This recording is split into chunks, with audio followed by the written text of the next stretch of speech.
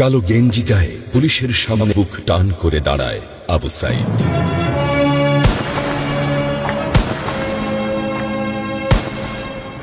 Police তাকে রক্ষা করার বদলে গুলি করে।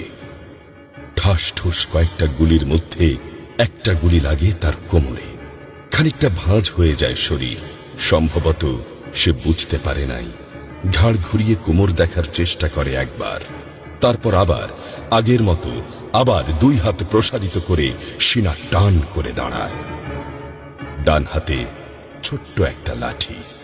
বিশ্ববিদ্যালয়ের প্রধান ফটকের পাশে বেশ কয়েকজন পুলিশ, হাতে রাইফেল, রাইফেলের তাজা গুলি, আবারও গুলির শব্দ। পরে গুলিটা কোথায় লাগলো বোঝা গেল না। তবে আবু সাইদ টলছে, পড়বে পড়বে ভাব, কিন্তু সে সোজা হয়ে দাঁড়ানোর